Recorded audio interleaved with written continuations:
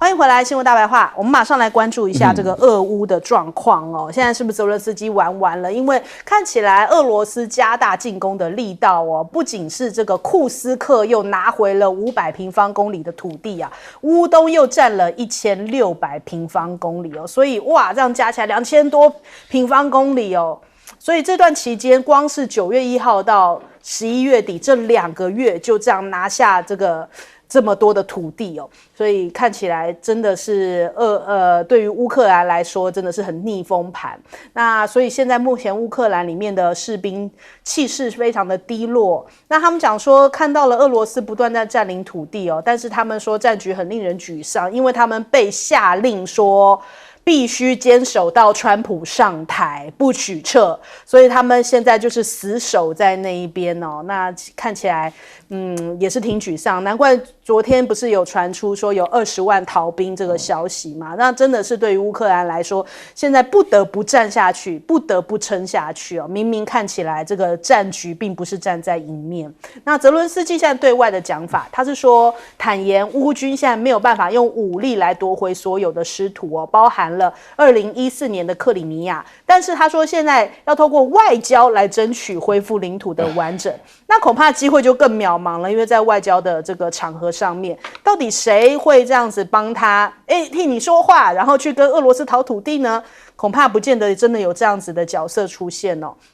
他说这个现在川普团队也很熟知乌克兰的胜利计划，所以他很放心。他说现在已经在跟这个川普团队在研究乌克兰的胜利方案了。到此时此刻，他还认为就是乌克兰会获得最后的胜利嘛？那再来我们看一下俄罗斯就是加大力度来喊话哦。那我们看看这个俄罗斯联邦委员会的主席就讲了，整个西方都已经接受到我们释放出来的讯号了。什么讯号？就是他们的真果树飞弹哦，它这个其实是一个核威慑的一个导弹哦，中程的导弹。他说，这个相信西方你们这些人已经收到啦，包含了川普团队哦，不仅仅这个讯号是给拜登民主党政府的哦，那我们也跟未来的川普团队在对话。他说，希望1月20号你上任之后制定乌克兰政策的时候，可以考量我们这一个真果树飞弹想要带给你的讯息。所以讲得很直白哦，我们之前都是节目上面包含将军们哦，都预测说这个真果树是打给西方看的，果然他们自己就出来说，没错，就是打给你们看的，希望你们之后制定策略，考量一下。那连川普喊说金砖要争100%，克宫也在那边呛说没有在怕。他说你们用这个经济武力哦，迫使大家要使用美元，恐怕会适得其反，因为现在全世界都在转用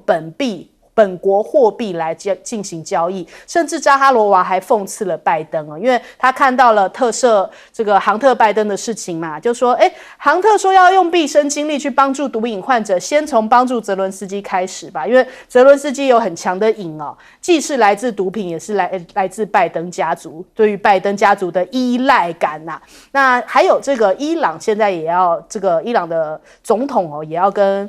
普丁会面，所以大家想说，哇，现在伊朗跟这个俄罗斯站在一起的话，会不会让中东跟俄乌战局整个开始慢慢的就互相影响起来？那另外看一下。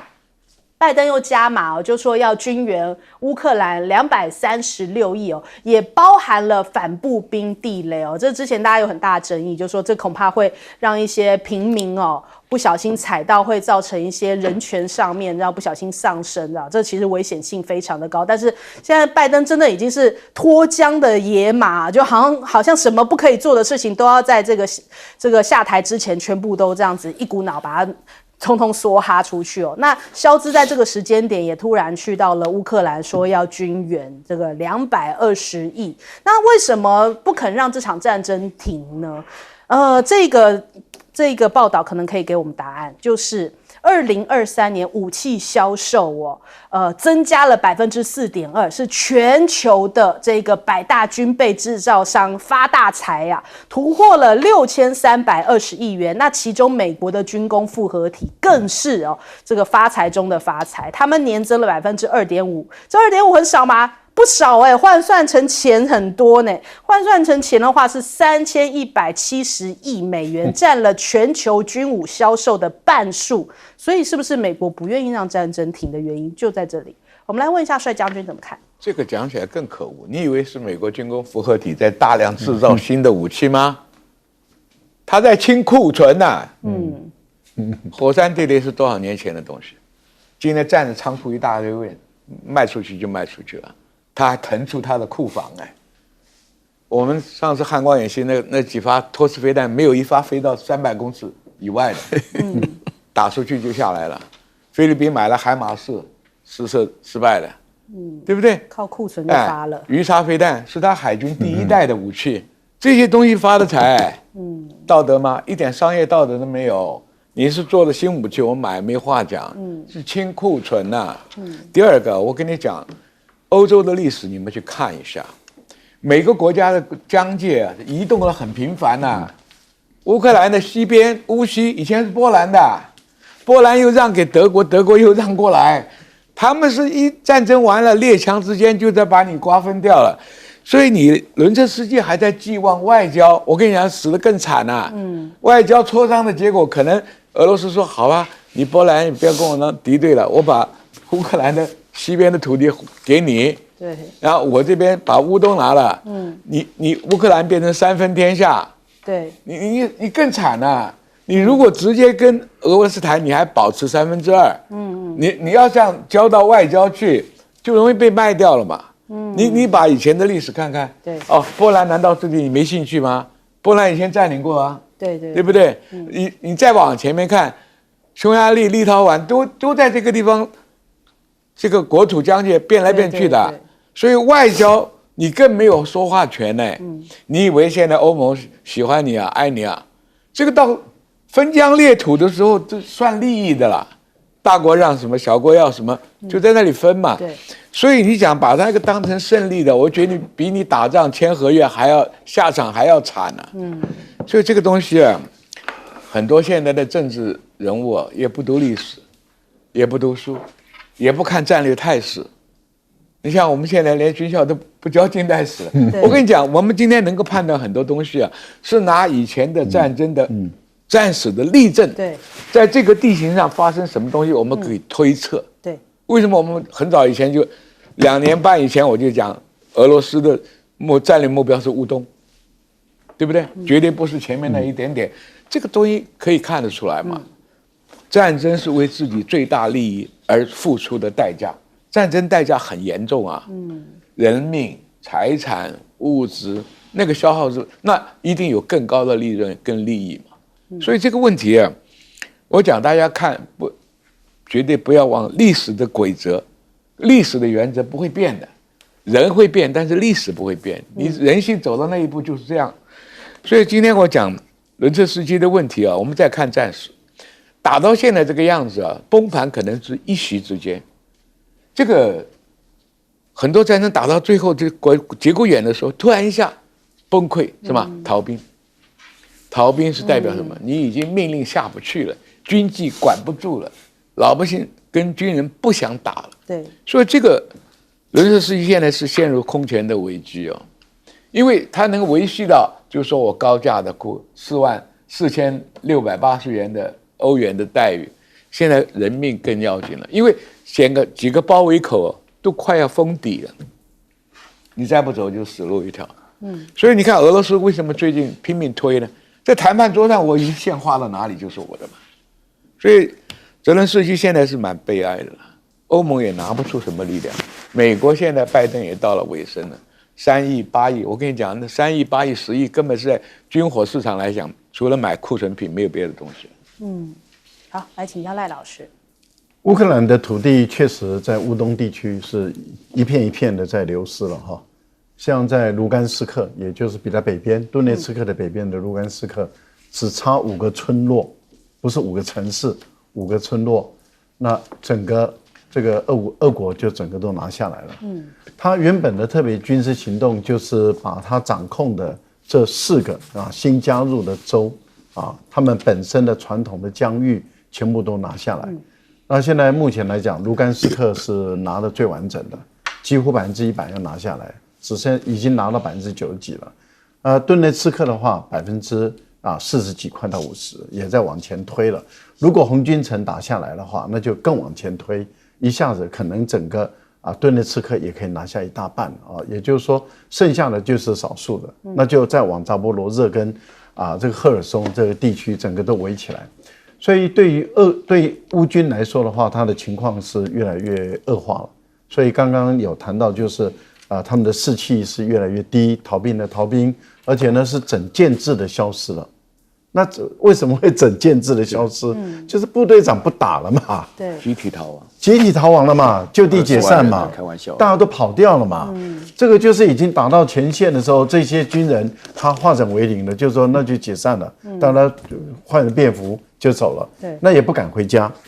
所以一定是在外面开始流离失所嘛。问题是在于武器弹药是不是带着走？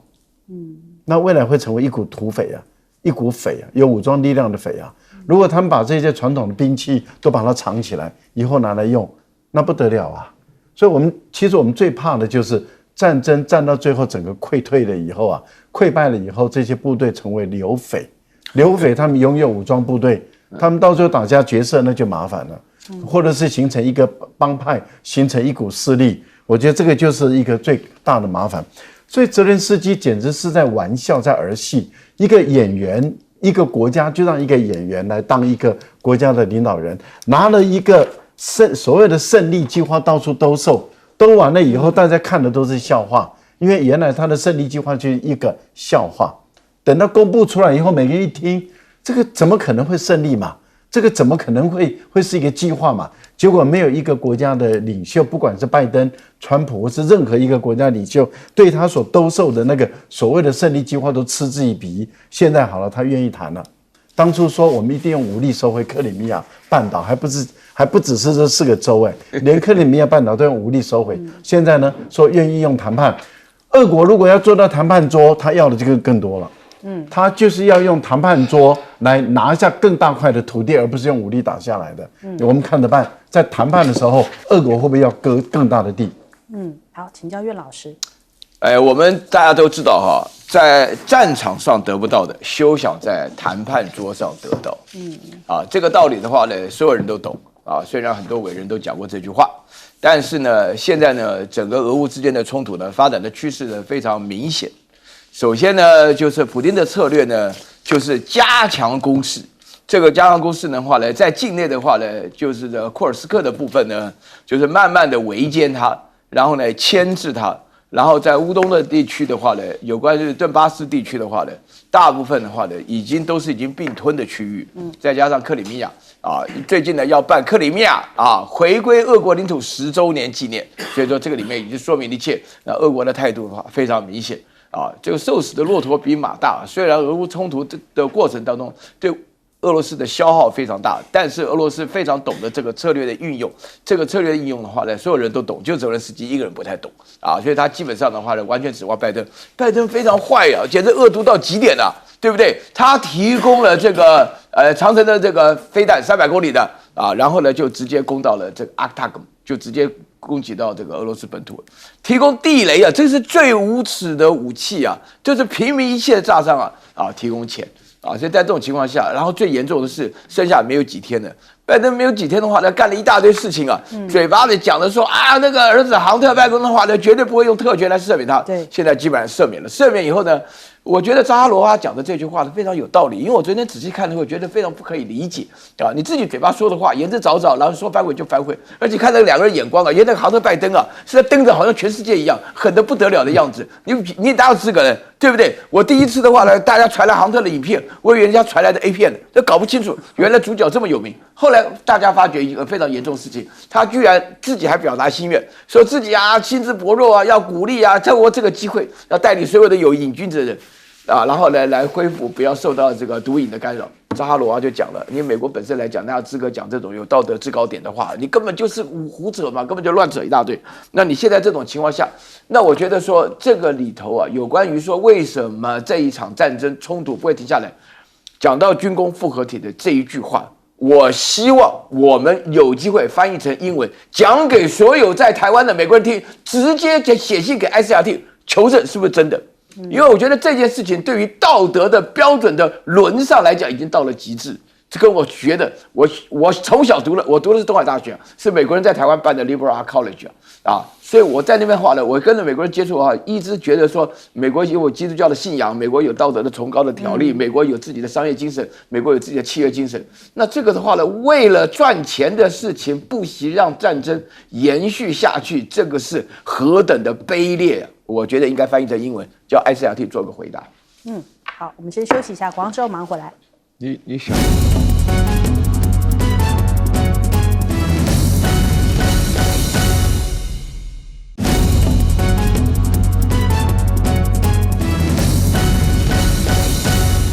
好，来看一下这个中美之间的科技战哦。美国又再度祭出了第3波的科技制裁，这次对准了140家中国大陆的企业列为黑名单哦。那除了增列24种晶片制造设备跟3种软体之外，也把高频宽的记忆体纳入了管制。那中国大陆的商务部就讲说，美方说一套做一套不断泛化国家安全概念哦，甚至滥用出口管制的措施，实行单边的霸凌行径啊，但是人家在讲说你这个名单越长换句话说代表中国越强，因为你现在以前都是专门针对华为一家嘛，现在哇那名单已经要到140家了，我还看他那个 list 好长，一直滑，代表说中国大陆现在对于你美国产生威胁的企业越来越多，你才要这么紧张嘛，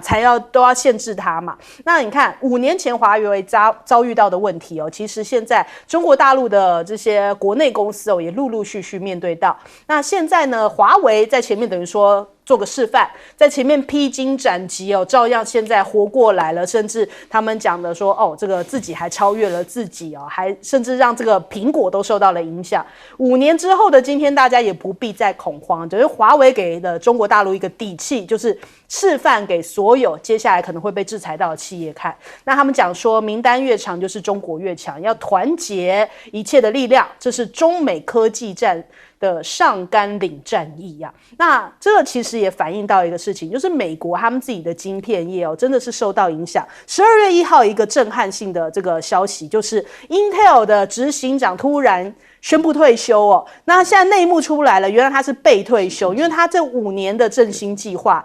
发现好像不奏效，所以他们董事会就叫他滚了，就是你根本就没有办法把 Intel 带回荣景嘛，所以他就宣布退休。那我们看到这个陆行之知名半导体分析师，他讲说，现在恐怕会大概率的找外面的产业老手来整顿 Intel， 但是他说最不想看到的就是川普为了救 Intel， 要大幅加码这个非美半导体制造业的关税到50%以上就是川普会不会真的要为了救 Intel 这么做呢？恐怕也会是接下来大家的关注点。那再来，川普的关税也有另外一个效应，就是反倒让一带一路更加紧密我们看到现在非常多参与一带一路的，包含了东协国家包含了像是中亚国家，或者是这个南美洲的国家大家开始陆续跑去找中国大陆要来谈一谈了，因为大家都怕被关税的这大棒挥倒那我们来看到这个中国国家主席习近平他讲，在当前严峻复杂的国际环境之下，一带一路的总体上机遇大于挑战要坚定不移的推进，有效克服地缘冲突的影响。现在大家都很怕这个美国的关税棒子挥到自己的头上，马来西亚的高官立刻跳出来了，他说中企可以来马来西亚生产就是来这边设生产基地，就可以避开川普的关税我们不选边站，我们跟大家都做好朋友，但我们非常欢迎中国大陆来我们这边做，就变成在马来西亚制造了。那泰国现在也有很多中国大陆的企业转到泰国这边去投资那现在金额可能已经超过了900亿泰铢，甚至主要是这个电动车产业那我们另外看看这个新加坡，最近李显龙不是卸任之后也这样大动作去到中国大陆的这个参访他甚至也有讲说，这个中国大陆对于新加坡非常重要。我们来听一下。One of our biggest trading partners, we need to work extra hard in order to maintain that link, because I think to lose that link is to lose something very valuable and important to us. If we want to make a success of Singapore, we should be able to work with them, certainly not to neglect them, and least of all, to be at odds with them.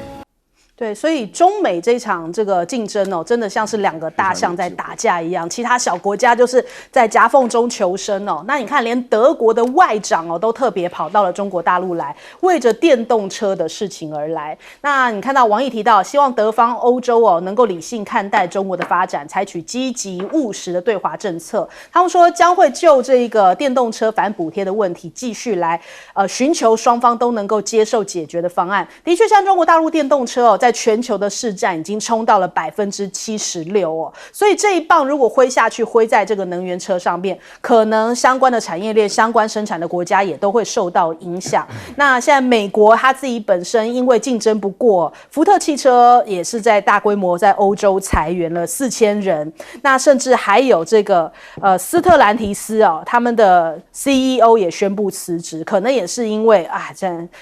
受到这样子的一个波及啊，没有办法竞争过中国大陆。首先我们来请教一下苑老师，这个非常重要的消息就是美国对中国在继科技制裁的时候，我得到的讯息，这边写着140个企业哈，这是大陆企业，我得到讯息是136企业啊，不过它附带了一个豁免名单各国家，但是我查了一下这个豁免名单的国家里面，独漏了韩国跟这个新加坡，当然不可能提到台湾了。所以说这个台湾基本上这个叫长臂管辖，就是你们所用到的产品当中，只要有美国的科技都不可以卖给大陆。我觉得这个是第一步。我觉得拜登在他下台之前的话呢，祭出这个的话，是要给这个川普一个难处啊，因为川普本身的这个治理的方向呢，是他要想用关税的方法来维持企业都回到美国投资。那其中的话，你这边讲到说这英戴尔的话呢，是非常明显的一个问题，因为英戴尔的话，我记得10几年前一讲到半导体，那龙头一定是英戴尔，就英戴尔错失了非常多的机会和光刻机的机会啊，然后这个技术创新的机会啊，人力发展的机会啊，然后面对美国劳工的情况，那搞到今天这个局面。英戴尔本身的话呢，这个企业的股票下滑的话，不止50%-60%啊，对不对？这个问题非常非常严重。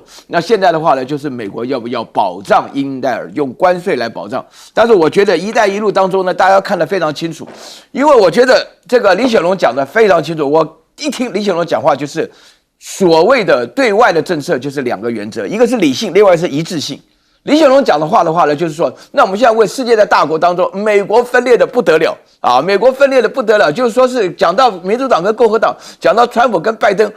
不但是2个国家的人，甚至于是2个敌对国家的人，那个仇恨之深呢，大家就稍微注意一下，马斯克要准备上台要干嘛的时候，就会发觉他不是单纯的改革，他是个大革命，你知道吗？这个不得了啊，他要裁除掉几乎将近80%的单位啊，这个讲起来非常严重的情况下，那我问你，在这种情况下，大家是跟着美国这样的不稳定啊？美国什么都好，就是不稳定，你从来不知道他到底在干嘛。啊，在这种情况下，那大家觉得说，我要跟一致性的，要跟理性的。所以新加坡虽然小，但是中国本身也是这种情况。而且我必须要强调一点，请大家稍微注意一下，因为世界大国当中，联合国的5常国家，只有中国是维持世界和平的。我天天在讲这句话，他基本上就是认为世界和平对人类好，这是人类共同体，对大家都好的事情，不要鼓励战争。然后另外讲到说那个西德的原来外交部长啊，这个叫做这个，我都不想提到他的名字，贝尔伯格。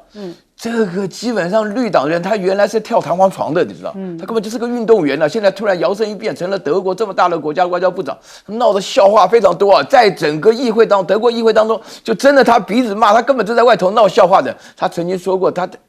对中国根本不了解，他非常讨厌中国人，他希望为了讨厌中国人，他自己要搬到冥王星去住啊。就讲这种话的人啊，那今天的话呢，还有资格访问这个大陆啊，他要干什么？他其实啊，德国目前为止啊，我说句良心话，我前几天跟我们系上一些德国老师请了一个德国人来演讲吃饭，那德国现在的基础上服务态度啊，不要讲别的，他们讲说火车以前德国的火车是有名的准时的，连月台都告诉你，现在的话呢，那个迟到2小时是正常，这他自己讲的，不是我讲。所以说，在目前这种情况下，德国本身在发展，目前德国的明年的经济预估可能是要负的啊，下滑0.2%。那在这种情况之下，德国本身没有什么筹码，只是表面上的话跟着美国走，实际上心里讲的还是德国的商业经济重要一点。所以在这种情况之下，那我必须要强调，新能源车这个环保的理念，完全是欧洲人发明的。现在的话呢，竞争不过了，就开始啊东挑西拣的啊讲一大堆事情。这个其实是不对的啦。好，请教赖老师。美国对中国的这些制裁或是限制哈，我觉得会给大陆的企业，那么或是国家哈，一时之间会带来困难的，一定有困难的。但是我觉得都是可以解决的。可是，一旦中国大陆解决以后，它反过来就跟制裁它的美国的那些企业就竞争了。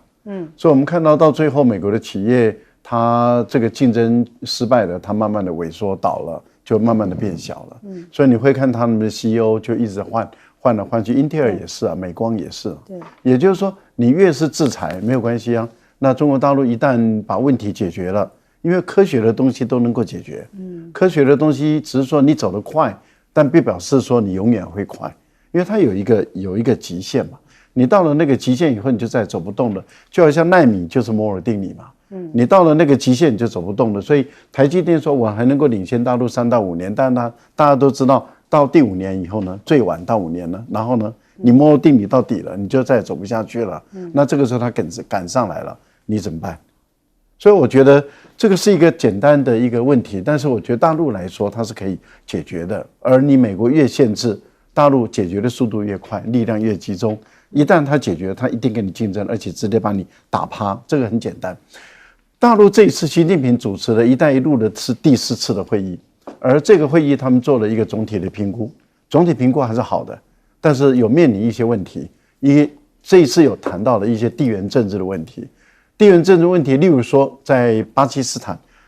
坦在盖瓜达尔港，瓜达尔港要连接到新疆。要连接到新疆的这条路中的时候，就出现了一些极端主义，他们本身的对于中国的工程队的一种击杀等等的问题。那这些问题要解决，原来也就是说，大陆的立场就是我们不退缩，继续走下去。另外一个，例如说像缅甸就石对港，可是缅甸也是地缘政治的问题，内部里面发生了内战。美国所支持的 CIA 所支持的那些跟政府军目前在打起来，再加上原来传统的这些军阀彼此之间内战，这个问题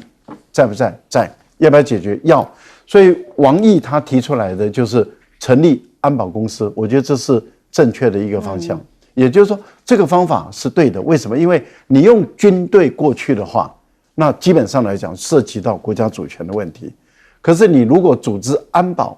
就有点像美国的黑水公司这样更扩大。那未来的解放军的这些特种部队的这些人武警的特种部队的这些人，他们都可以进入这个公司里面来工作，由这些国家他们聘国际的安保，就是中国的安保进入保护他们的整个生产线的安全。我觉得这个部分都是可以解决。大陆目前来讲就是有问题要解决，解决了，那当然就一直朝目标走下去嘛。好，请教将军。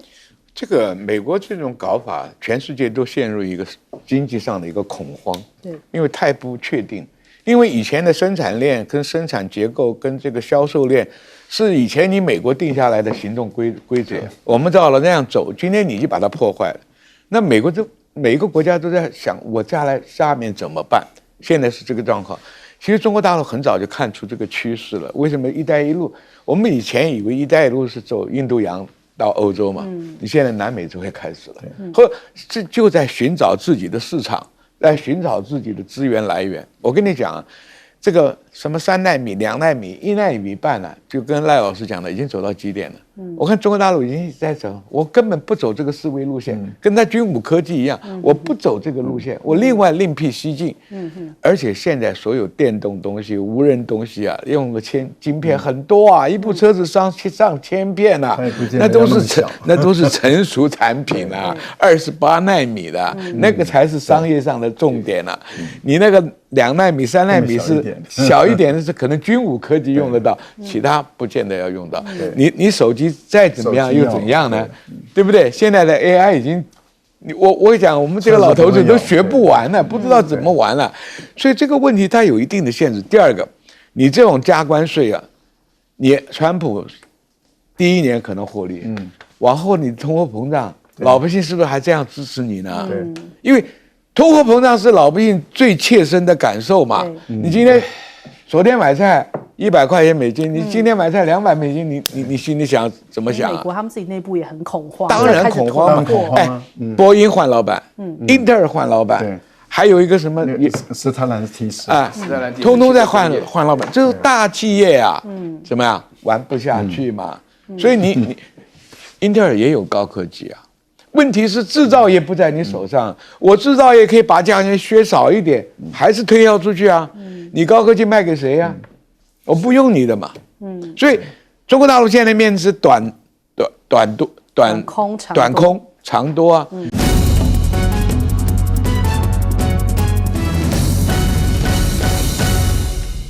欢迎收看《新闻大白话》，我是主持人翟轩，马上欢迎一下这个阶段加入我们讨论来宾，退役中将帅化明。主持人好，各位观众大家好。国际事务专家赖岳谦。主持人好，观众朋友大家好。还有台大哲学系教授岳举正。翟轩好，各位观众朋友大家好。好，来关注一下啊！人家讲说看到赖清德，他是不是有点搞不太清楚外交的状况哦？《华尔街日报》就在讲说这个赖清德释放了一个讯号呢。他在访美期间发表了演说哦，那还有跟这个美国的政治人物会面，就释放出了讯号，表明呢希望即将上任的川普政府能够跟拜登政府一样，同样支持台湾哦。那就有人反讽啊，就说难道赖清德会要川普不挺台湾吗？就是好像这有什么了不得的讯号？那比较问题大的是，你明明知道是川普，然后你还去跟裴洛西通电话，你不知道他们两个是世仇吗？就是这有点哪壶不开提哪壶哦，然后还一直在跟川普提啊，希望你跟拜登一样。这才是让大家觉得说你好像不是很懂外交哦，就是这不知道该怎么说他。然后再来，我们的国安体系又预告了，就说这个联合利剑 C 啊，目前还没有发生。那所以呢，这个最多啦，就是每个月固定2到4次的联合战备警巡吧，目前没有看到什么迹象哦。那连赖瑞隆都讲说，这可能是代表说赖清德言行克制稳健呐，所以对方就感受到我们的善意啊。有没有搞清楚呢？是这个状况吗？其实当初呢，这个马英九访问中国大陆的时候，本来也是有一个要军演的时空嘛，人家想说，没有发生，是不是就没发生了？后来是马英九回台湾之后，军演还是开始了。那现在会不会是因为马龙团在台湾，所以军演还没开始呢？所以好像这是不是有点言之过早？那我们看一下中美如果在台海开战的话，美国如何解决补给线过长我们的媒体在那边讲说，哇，你看美国媒体讲说，他们现在有这个海上飞弹装载系统，叫做 TRAM。那这样的一个系统呢，他说，可以弥补台湾距离美国西太平洋地区主要军事基地过远的一个挑战在海上就可以把它装起来了。他们最近这个美国正在演练当中，所以代表说听台湾，这个美国也是支持台湾的。然后呢，讲说，美国还有一个超强的秘技台海如果爆发冲突的话，他们可以瞬间这个战力暴增5倍因为现在目前美国有11艘核动力航母战斗群，还有9艘2栖攻击舰都没有设立这样子的一个直立飞弹井那如果未来建造，即使没有建造新舰，但是有这个设备之后，他们战力就可以增加5倍形同变成100艘战舰突然就11艘加9艘，我们就比方说11艘加9艘是20艘嘛，20艘再乘以5就是100艘了，所以我们又大胜利了。但是退一万步讲，美国也不会把所有的舰全部都派过来吧？那就算派过来，那你自己这样乘以5，他一定是他搞不好只在旁边看看，他也不会真的介入反正就是现在我们台湾很多媒体都是这样子在跟台湾的民众讲话，让营造一种美国一定就是会为我们出兵这种情况。那如果讲那么多，那反过来美国自己干嘛还要怕中国大陆呢？你看到他们自己的这些报道，相关报道，《经济学人》讲，中国大陆它的军力在多个领域已经超过了美军，美军现在已经是没有悠闲的余地了因为现在川普在为他第2任任期做准备，那有收到美国18个情报机关共同的简单讯息，有18个机关都告诉他美国他讲说这个俄罗斯是在制造欧洲的混乱，但是只有中国能够发动世界规模的挑战。那如果目前解放军如果断然要跟美国一战，他力量仍然有所不足，但是在某些领域已经跟美国并驾齐驱，甚至超过美国的水准。根据 CSIS 的推估呢，截至2004年，美国每艘军舰拥有的舰载垂直发射系统的单位数量大概是中国的222倍哦。那但是呢，这个比例在不久之后恐怕要被扭转了。那我们看一下这个最新的一个画面哦，这个解放军这个公布了，人民空军哦，他们有公布了歼20发射霹雳10的近距离公开照哦。他说这个歼20呢是采这个侧弹舱，采旋转式的导轨挂架哦，所以可以在近距离格斗的前夕就把导弹向外推出，处于通电状态的霹雳10呢，就能够锁定空中的目标来进行猎杀哦。所以这个画面展示出来，是不是也是给你美国瞧瞧？那还有呢，有这个消息哦。中方人员呢，他们现在运用多普勒效应，成功的把高能微波合成技术在空中创造了一个无线电发射源，有效范围可以达到6000公里哦。那下一步就会发射阵列长度100米，缩减到大概30米左右，可以换句话说就是更灵活的运用啊。他们打造了近光速的幽灵雷达，这非常厉害。那再来，美国也有展现一下，他就说，我们现在有高超音速导弹呐，已经达到了这个10马赫哦。那可是中国大陆的媒体在那边讲说，中国大陆早就到这个等级了，就是这样淡淡回了一句。所以这个中美之间的角力啊，我们也是就是要密切关注着。那再来，现在中俄的动作更是让第一岛链的美国盟友们，比方说日韩、菲律宾，可能都挺紧张的。日韩现在就看到啦，就是因为俄罗斯的轰炸机多次往返了这个冲绳啊、这宫古岛之间的，来来回回，然后进入到对马海峡哦。那最终飞往这个中国大陆方向的这个日本海。那所以这个多国警戒哦，日韩都感到非常的紧张。那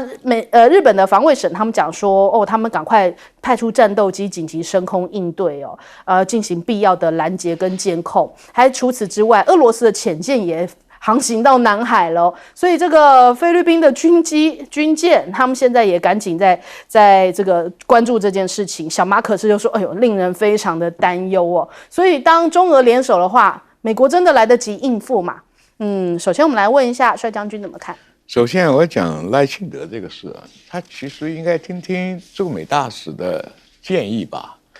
你晓得川普最讨厌是拜登的，你还跟讲你能不能跟拜登一样支持我？你不提还好嘛，对不对？对，所以这个就显然不了解川普跟拜登。第二个，裴洛西是他的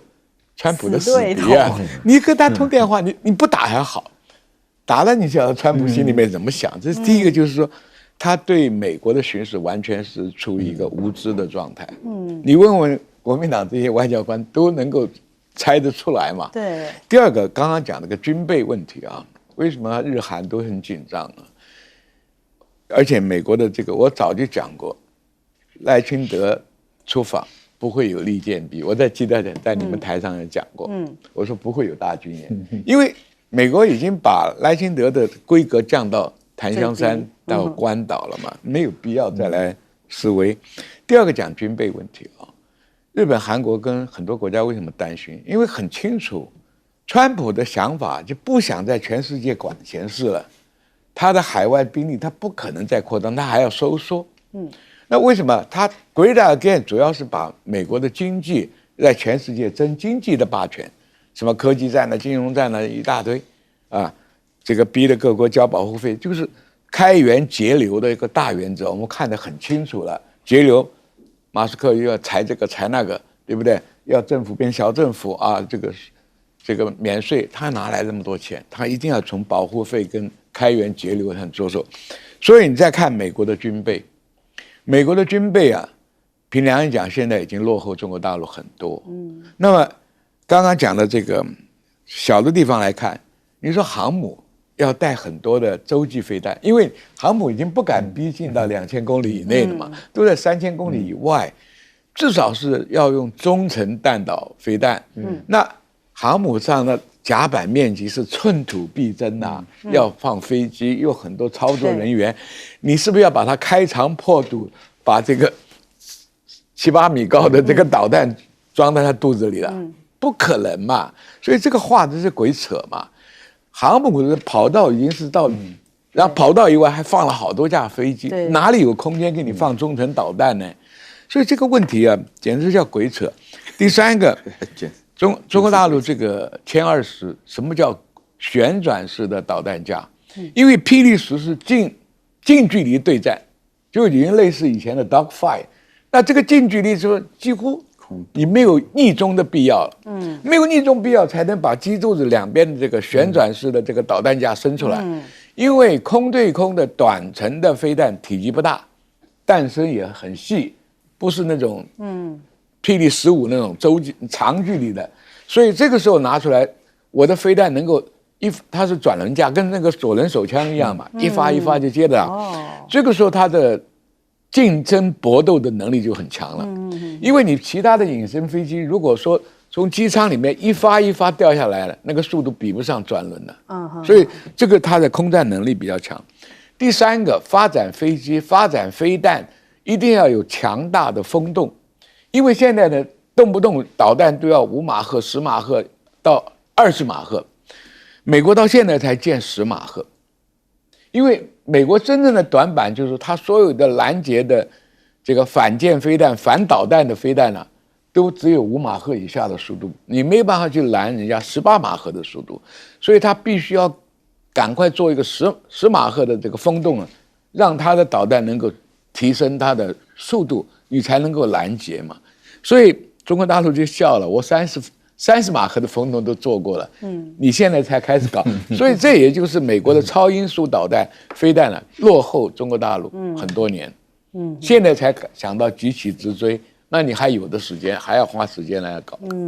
好，来请教赖老师。我们希望川普没有听到赖清德的讲话了哈，但是如果按照美国人的情报系统、外交系统跟这个回传的这个规则哈，因为美国这方面的规定是蛮严的，所以理论上讲啊，川普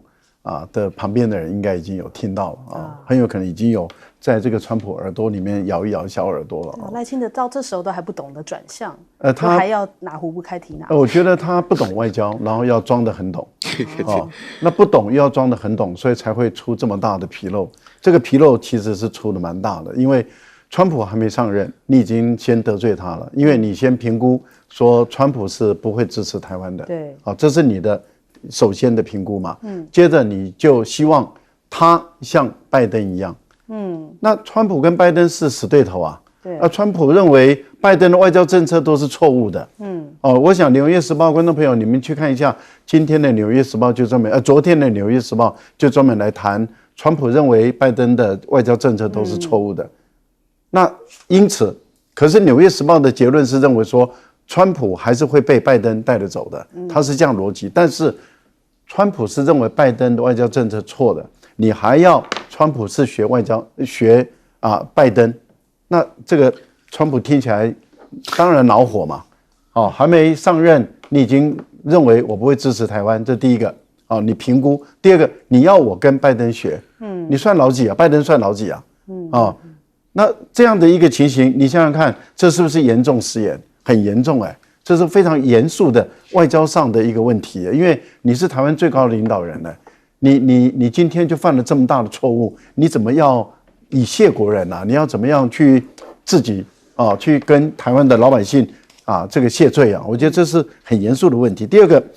一般来讲，我们在海上，尤其是这种你说海上补给导弹的海上补给，它的补给是缓慢的速度是慢的，因为导弹的危险性很高。那问题是在于你确定你不会被发现吗？也就是你的导弹的补给船一旦被发现，就是被击毁。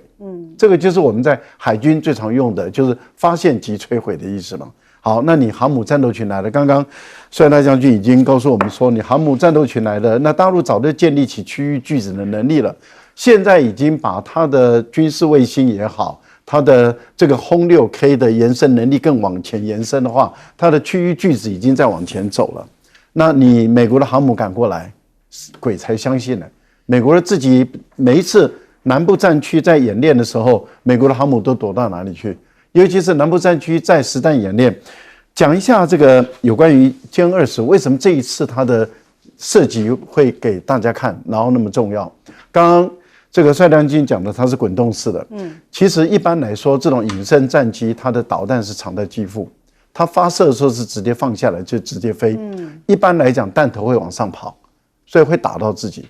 解放军已经解决这问题了，他打实弹给你看了。在全世界就2个国家解决这问题，一个就美国，一个就是中国大陆。